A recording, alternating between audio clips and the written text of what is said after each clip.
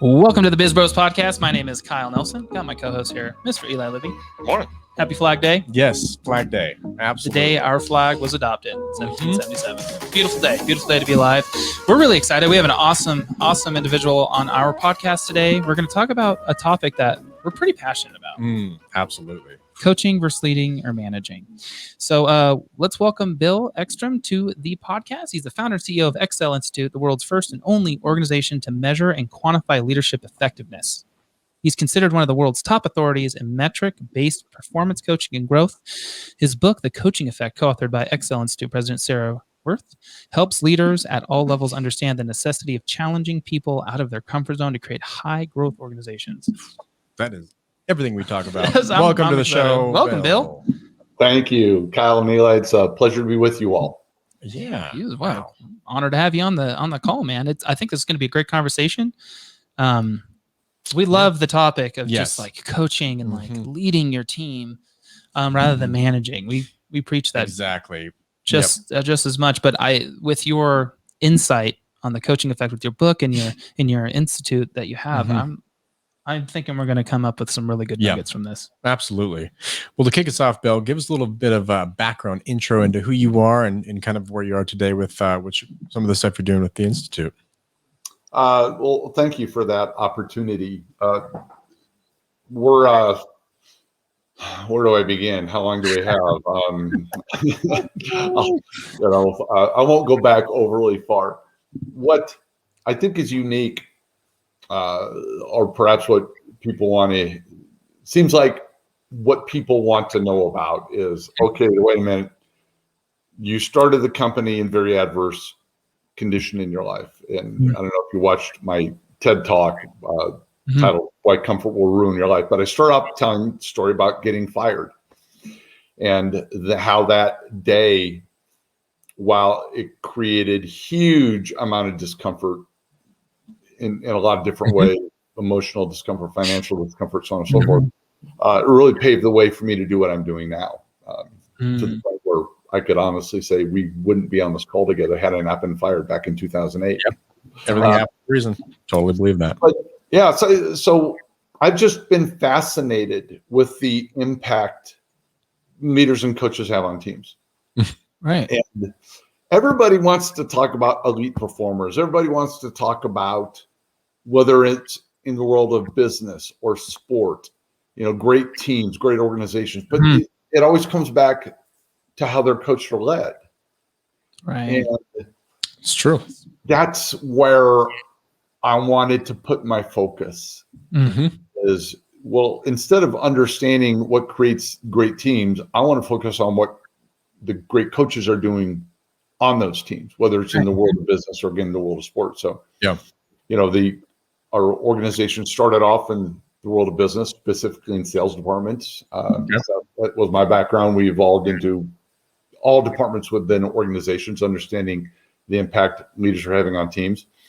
And then it's evolved in the world of athletics, and even the classroom, where we're studying the impact coaches have on student athletes. And then likewise, the studying and learning the impact teachers have on students in a classroom setting. So it's huge. The Institute's kind of broadened that way. That is so cool. It makes total sense too, from an athlete perspective. There are some people that have natural talent, especially at a very young age. And as they progress into their athletic career, they have that talent, but they don't need to be micromanaged. They really need to be coached. Right. And how to do that most effectively. I think that you're reaching the choir. Totally get it. Yeah. I think, I kind of look back at like all my like mentors and people that like were huge individuals in my life that shaped who I am. They were coaches for sure. They were all coaches. They helped me understand they helped me, like what a coach does, right? They helped me figure out what I needed to get done and accomplish and move forward without telling me. They helped me figure it out on my own. Exactly. And I feel like a powerful coach does that, right? Yeah. Well, you're spot on, Kyle. That is what great coaches do. It's right. I've heard so many times from either primarily in business, you'll hear leaders say, well, and we have to think about this, whether I'm a young executive or where I am in my career. If I'm in a coaching role and I separate coaching from leadership when I have a team that reports to me. If I've got a person or a series of people that report to me, that means I'm probably more of a coach than a leader. I can be a follower and have great leadership behaviors. Right. I become a coach when I have a team. And those coaches, so many times I hear them say, Kyle, well, my job is to remove obstacles for my people so they can perform. And my response is always to say, no, it's not. That's not your job. Your job is to teach them how to remove the obstacles so they can perform, not to do it for them. Too much time as leaders and coaches and even parents on freeing up these roadways or pathways so our kids or our athletes or the people on our business teams can perform. No. Right. It's those challenges. It's those times of discomfort when growth really occurs. So we have to be careful with that because you're spot on. If I can help you uncover what you do well, right, and allow you to figure out how to overcome those obstacles, that's my job, and that's where we see significant growth. I mean, how else do you like? Yeah, I was just gonna say that. How else do you experience growth in life? By having someone tell you what your problems are, tell you how to figure things out. Like you need to figure it out within, or do it for them, right? Or which is a lot of managers out there. They'll just throw their hands up and say, "The hell with it, I'm just going to do it." Which it's easier. It's easier to do it for you versus help you understand how to do it. Right, which could decrease the effectiveness of your team rather than just at least keeping it stable, but let alone increasing the effectiveness of it. Exactly. Yeah.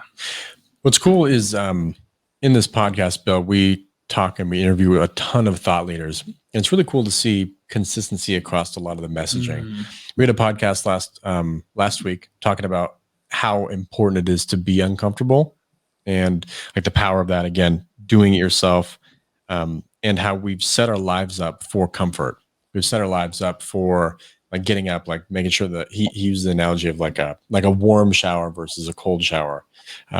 Like a warm house versus a cold, like he used all these things about how we've set up life to be comfortable and we are not experiencing or not letting ourselves experience being uncomfortable. And again, kind of what you talked about, it's already being paved for us versus kind of what you're talking about from a coaching perspective. So I think it's really cool how like all the dots connect. Absolutely. At the BizBros. Well, and you're right. Growth only occurs in a state of discomfort, and that applies biologically, physiologically, psychologically. Right. Yes.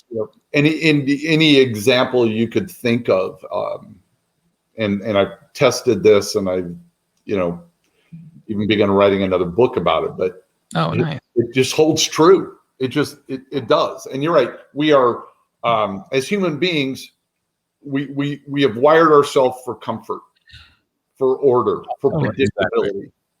And that's what brings comfort. It is in its most simplest form, it's predictability. If I know my inputs and outcomes, that's what creates predictability. That's predictability, and that's what creates comfort.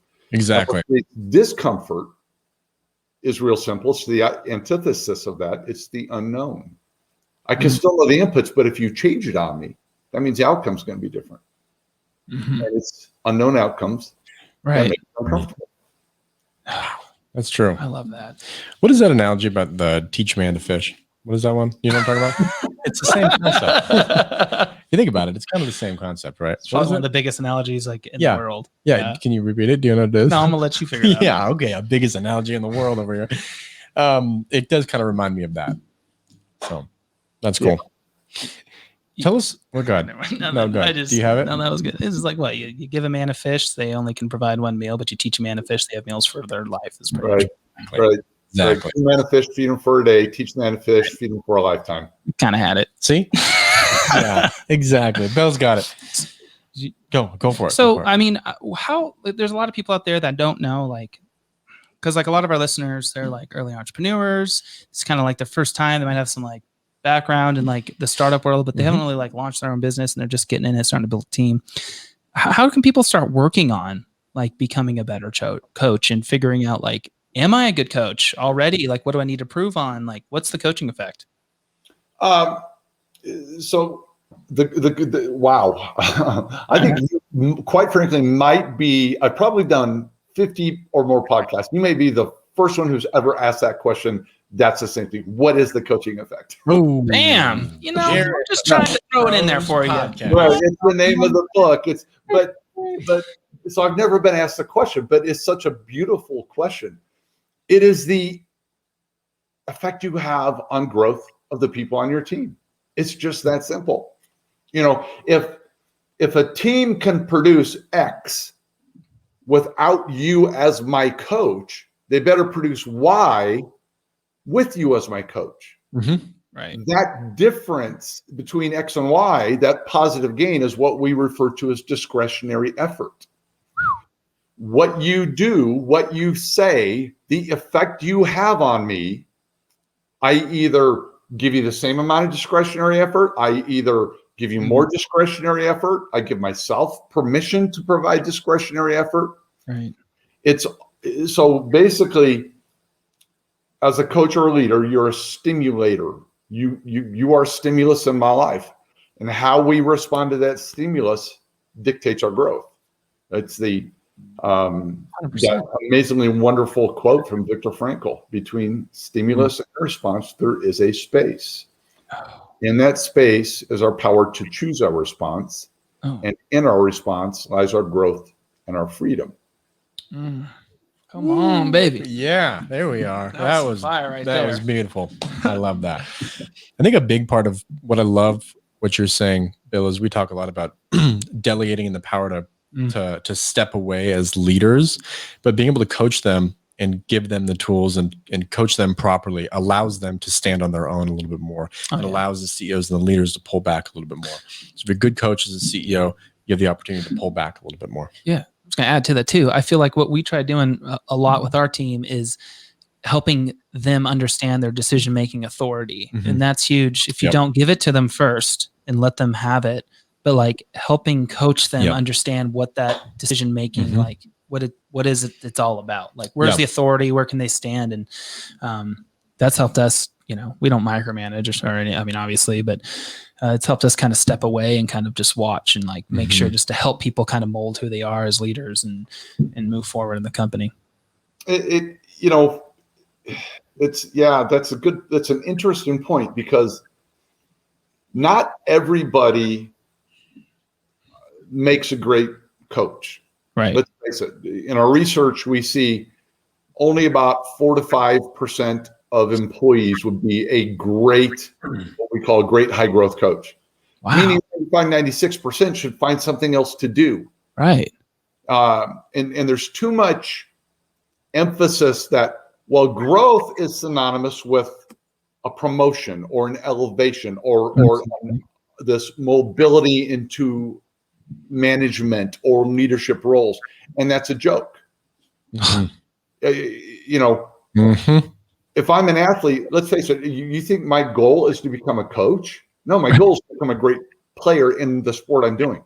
Yeah. If I'm in business, if I'm in IT, if I'm in sales, if I'm in operations, my focus should be being as great as I am in this role. Absolutely. And wherever that takes me, that takes me. But the idea that people should all progress into leadership roles is false. Wow. I've got a question. I'm kind of itching to ask. In the world, I'm really coaches in general, both athletic ones and kind of business in the business industry. What are some synergies and personality types or things that you see that are really consistent with really good coaches? And I look back, I'm very focused right now, like looking at the sports world, but like, what are some traits that like Phil Jackson had that made him such a good coach? Because he's coaching the greatest of all time. How does he coach and how does he help excel that player that is already dominant, top of their sport? What are some? I know it's kind of a two-part question. I know. That's another one. Okay, no, but I understand the spirit of your question. And by the way, I am fascinated with Phil Jackson. I've read his books. He, but I have to say, and this won't surprise anybody, we have not studied Phil Jackson's behaviors. Okay. However, when we study both in the worlds of business and in the world of sport, we find items that are endemic to great coaches or leaders. Okay. And then when you think about it, it would apply to Phil Jackson. As a matter of fact, when I was reading his books, it's like, oh my gosh, this stuff lines up. First and foremost, there are three primary themes that great coaches score really, really well in. Okay. First theme is in relationship. Their ability to create trust-based connections with individuals each uniquely, along with creating psychological safety. Okay. Okay, so those two components of relationship. There's an order component, a structure component, a process component to what they do. They're predictable. Mm-hmm. They go up to practice. Nobody says, gee, I wonder what kind of mood coach is in today. Right. They're consistent. They're at their best when under pressure. If you were to watch Phil Jackson on the bench during a Bulls game, you wouldn't know if the Bulls were up 20 or down 20 based on his behaviors. Got it. You knew what to expect at practice with him. He was predictable in that sense. So while I talk about comfort and predictability, when we do our research, there is certain components of comfort and predictability that are present in high performing teams. So there's a relationship component, there's a predictable order component, and then the third one, to answer your question, Eli, is there's a challenge component. The discomfort piece that I talked about in the TED Talk and that we talk about in our book, The Coaching Effect. Without challenging team members, getting them out of their comfort zone, trying something new, they never grow, or they grow at a slower pace. Right. Because we know human behavior lends to predictability. So then I need to get out of my comfort zone or out of my order into this, what's called a complex environment. So great coaches understand that relationships are foundational. They understand that there's a structure, a process, an order piece, but they also understand that, man, I gotta be able to challenge them. So those three components are what are endemic. When we study great coaches, they score really high in all three of those areas. That is so cool that you broke that down, because you can kind of see it from an outsider's point of view, but to break it down into kind of those three buckets, that was very helpful. Well, good. I'm glad that helped. So I mean, how do we get in the mindset of that? Like obviously it takes decades of who he is. And I just, I want to do that. How do I get there? Like, not that I don't know where I'm at. I mean, from perspective, Eli, you probably would say I'm the best coach in the world. I don't know, but I'm just trying to figure out. Well, it's interesting because the only way, it's funny, in the world of athletics, we're working with athletic directors, help them understand, because they said their number one objective, bar none, when it comes to coaches and student athletes, was that the coaches provide the most positive student athlete experience possible. They believed if they did that, wins would be a result. So wins were not as top priority as the student athlete experience. Okay. Air quotes again there. Here's what's fascinating about that. Not one of them could define what the student athlete experience was. Gotcha. So the key, back to you now, coming full circle, is understanding what coaching is. If using that in the world of business, what does it mean to be a great coach? And if you define that, and then you can measure it, and that is where that's where the growth has to begin, Kyle. Is that we have to be able to say, okay, well, how do I get better? What kind of mindset do we get in? Well, you have to understand what you're good at and what you're not good at first as a coach in order to improve on it. So in other words, for you, is that should we start on psychological safety? Or should we start on the way you develop the skills of the people on your team? Right. Or perhaps we start on your ability to make them uncomfortable. or is it connection, your ability to create trust-based connections with the people on it? Where do you begin? You have to know what you're good at now. And I think probably what shocks both in the worlds of business and athletics, coaches or leaders more than anything else, is the lack of trust-based connections they have with the people on their team. That one throws them for a loop. We score them on 1 to 100, and they get the score back, and they're like a 64, and they're going, "Whoa, yeah! I thought the people on my team I thought I had great connections with." Well, you do. And I'm saying perhaps you don't, but in terms of trust-based connections, oh my gosh, I can't believe they don't trust me. Well, do you show the behaviors that would indicate trust? Okay. So and if you got that back, if you were measured, for example, and you came back with a 64, you go, oh my gosh, I got to change some things. Right. So that's what shifts mindset in my mind, or the beginning is to be first understand what you do well, what you don't. Yeah, I was curious on how you score. So you have an assessment? Well, yeah, the only way to coach leadership or scores is to go to the people who they lead or who they coach, right? Right. Mm-hmm. I always think it's funny. People say, well, do you do 360s? No, I hate 360s. I despise those. But I do believe in bottom up not evaluations, but in bottom up understanding and scoring. So for example, here's always the most simple analogy. If you wanted to understand how well you served your clients, would you go to your client service people and ask them, or would you go to your client? Go straight to the client. Let's get some service. Exactly.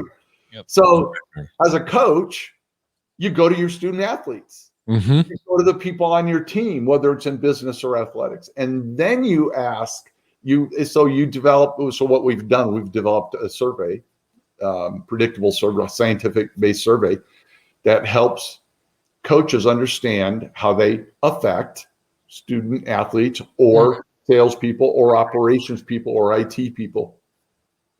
Wow. That makes total sense. It's so simple, right? Yeah. I mean, the work is in the science of understanding what you're measuring and how effective it is. Right. Exactly. You're not going to there's no way to get a better score if you just talk to the people. Yeah. Right. What type of questions do you like? What does assessment look like? Like what? In business, it's a 60 question where there are different themes. As I mentioned earlier, we're measuring the primary themes are things like trust connections, psychological safety, structure, skill development, something we call catalytic factor, which is the ability to make somebody uncomfortable in a healthy way. Right. Because we don't believe in fear. You can create discomfort with fear. We just don't think it's healthy. I find it interesting. I would imagine from the assessments that you do, or tests or feedback or whatever, you probably as a coach or leader, you probably can learn a lot about what's going on internally with your teams, not just about trying to improve your coaching, but you probably could learn other things that people are talking about, whether the foundation's shaky or if it's solid. Like if people are worried, I don't know. I'm sure that you can come up with other stuff from these. That's true. Oh, sure you can. You're right. I'm trying to think, more than anything, it's a very wonderfully sobering understanding of your effectiveness as a leader or a coach is really, and some people don't want to know that. They just don't want to. Some deny it. What our president, Sarah Wirth, co-author of The Coaching Effect, she always says, she goes, they're thinking it and saying it already. Wouldn't you like to know it? Yes. Full transparency. It's already there in their minds. So you may as well know it because then you can do something about it. I think it's also kind of like eating their own dog food. Like they need to be uncomfortable. That's a way for them to get uncomfortable, is understanding and seeing that assessment like right there. That is exactly what they're preaching. So why don't they get uncomfortable? And I feel like it's a good thing. I mean, it's almost a good thing if you kind of rank a little on the lower side, because then you can improve, and like you're showing your team that you're doing the best you can to make sure that you're building trust and you're Mhm. I mean, it's no You're brainer. getting feedback. Think about if I'm a leader of a sales team, Mhm. and I expect my salespeople to be a little smarter at the end of the day than they were at the start of the day. I expect them to take another step forward in progression towards objectives, right? So I expect basically growth out of them every single day. Mm. What am I doing as their coach? Right. Oh, but don't make me uncomfortable. Don't show me how effective I am. Right. Exactly. It's critical. The same applies in the gym or on a field. We expect our student athletes to get better every single day. Right. Yeah, but all of a sudden you don't want to know how effective you are? Yeah. Right. Which will only make them more effective if you start realizing that's Exactly. The law of the lid applies. Oh, The coaching there effect? It is. The coaching effect. Wow. That's crazy. Twice. That was awesome. That is really some good knowledge in there. Good nuggets for the audience. They're gonna love that. So as we wrap this up, because we're starting to run out of time a little bit, if you had just one message that when you get on these podcasts and when you speak and in your book, just your message and a few lines that you hope people take away with at the end of the day, what is that? It's going to be twofold. Number one is start with yourself. Mm. And you just referred to it. The growth of a team always starts with the coach looking in the mirror. Right. And that's where it begins. If I know I am a lid to my team's performance, and so at EcSell Institute, and so if I want my team to grow, I have to first focus on myself. So focusing on you as a coach leader is not selfish; it is selfless. So that's number one. Starts with you. Look in the mirror. And number two, become comfortable with discomfort. Yep. You've got to understand that growth only occurs in a state of discomfort. Now, that doesn't mean you can be there all the time. You can't, nor can the people on your team. Our research backs that up. Yep. You can't be afraid of discomfort.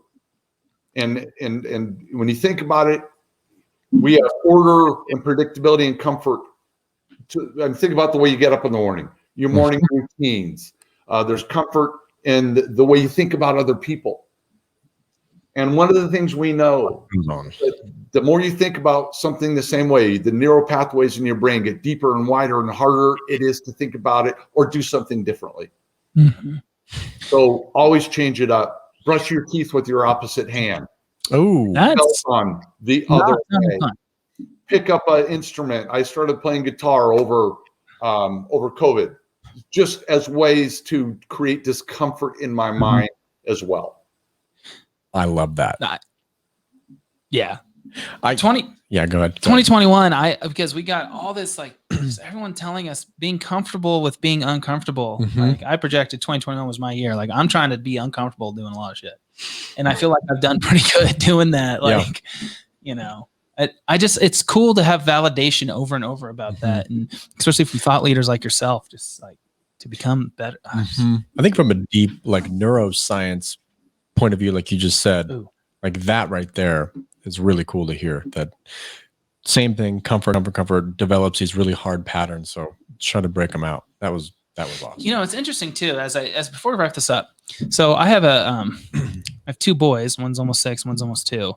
And like starting to teach them these like principles early on in life, I could just think of the amazing coaches they could become, like in school and helping others and being leaders. And then once they move on to careers and college, what do they end up doing? Just prepping them now. And if we did that national scale, international scale, whatever it may be, and like spread that message, think about how different the world could look in 15, 20 years, right? Yeah, right. Yeah. What would the world look like if everybody had a high growth coach as opposed to a manager or a boss? Exactly. Businesses would operate better. You'd have better customer experiences. I mean, everything across the board. The trickle down effect would be enormous. So, hey, congratulations though on starting with your 6 and 2-year-old, because that is beautiful. Yeah. People need to do that. Hopefully our audience too will propel this message. Yeah, exactly. So this is awesome. Well, awesome, Bill. We're super excited we had you on the BizBros podcast. If people want to follow you, the EcSell Institute, you want to get your book, where are they going to find you? Thank you for that opportunity. The Coaching Effect is the name of the book, and that's Amazon, Barnes & Noble, all the great bookstores around.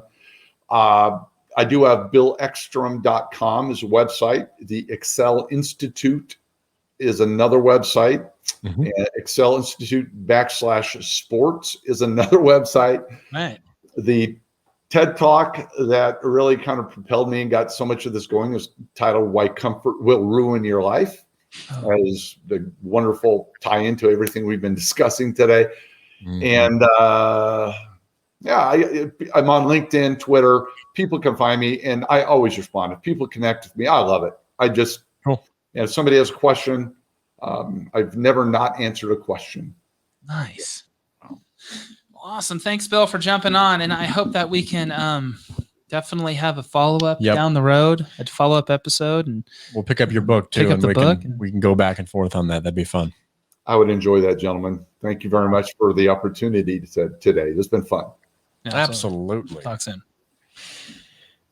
Well, thank you so much for joining us on the BizBros podcast. If you haven't yet, it was an amazing show. If you haven't yet, follow us anywhere that you can type in BizBros podcast. We're going to pop up. Follow us there. Subscribe to it. And we're looking forward to the next episode. We'll hear and talk to you then.